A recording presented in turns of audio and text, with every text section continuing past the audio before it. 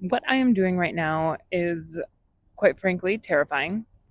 Not only am I recording myself out in public when that brings me great anxiety, but also I am switching from focusing solely on New York City real estate content to me just talking on a park bench. And that is terrifying because I could both simultaneously do really well or I could do really poorly. And both terrify me.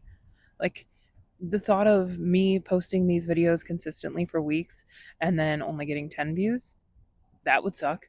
But then also the thought of one of these videos hitting a million, it's like you want to say that would be great, but also that's my face is going to be the thumbnail. When I started posting content, I literally did voiceovers because I didn't want. I just the thought of me being on camera a ton was just terrifying, and I had not hit the liberating phase at that point, and it took me a while to hit that liberating phase, but over the past year especially, I've started to reclaim my power with that, and it was nice because for the past month or so of content before I made the switch, I was trying to incorporate me in it more. And there's one comment, oh, I wish I could remember the person's name, but there was one woman who left a comment who made a comment about how it's nice to see me, and almost cried at it. It's the smallest little thing, but I was literally hiding behind vacant apartments at that.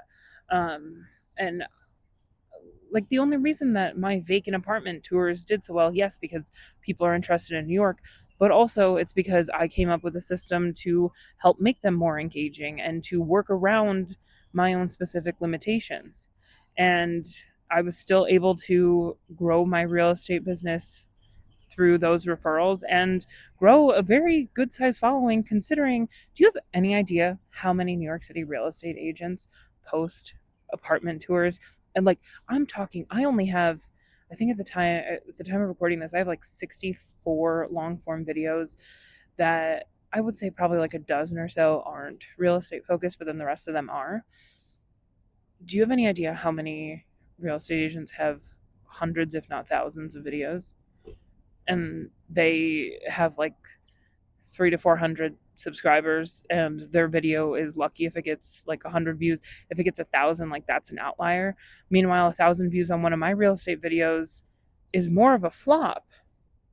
And that's not even me flexing on them, but it's more so, why am I so terrified? I've been able to prove that I can turn vacant apartments, just completely empty apartments, most of the time without a good view, into something that is worthwhile for enough people to watch. I think that if I'm just given free reign with my brain, I should be able to do the same.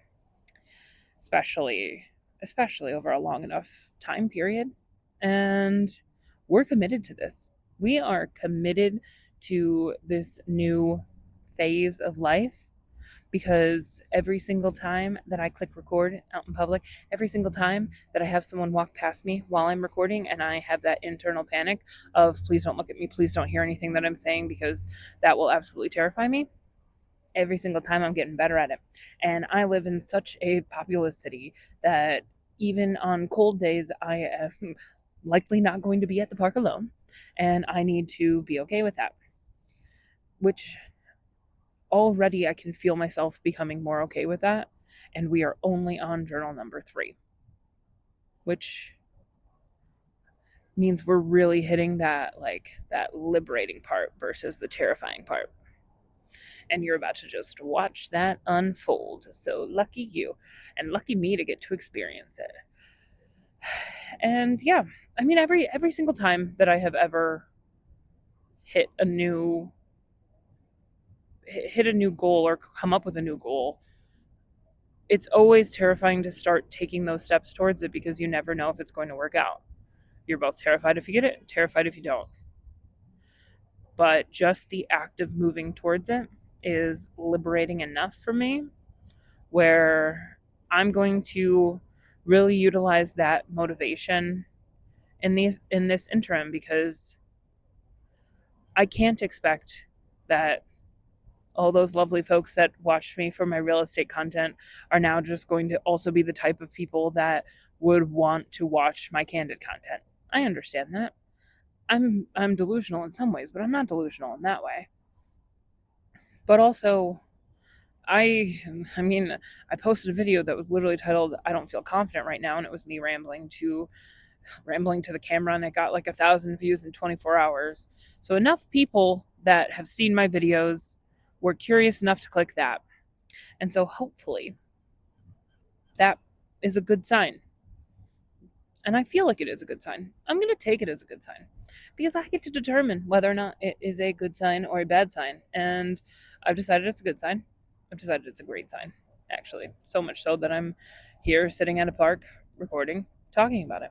So yeah, I am excited for this shift in gears. Plenty of things have terrified me in the past. Every time I got a new client, especially with like a bigger and bigger budget, terrified me.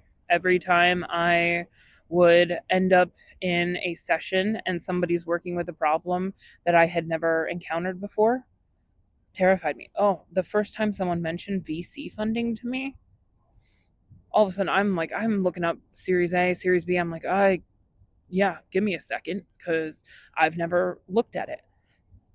I mean, I have future plans that I am working towards, which but I want to bootstrap that myself. So I guess I never really looked into VC funding.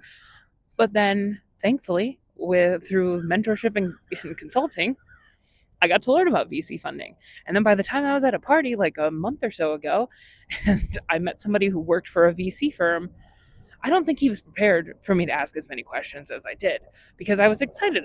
I had just started learning about this, and then I get to apply my real world knowledge. Oh, I love that. Love that. So, yeah, I am going to lean into the liberating aspect of it.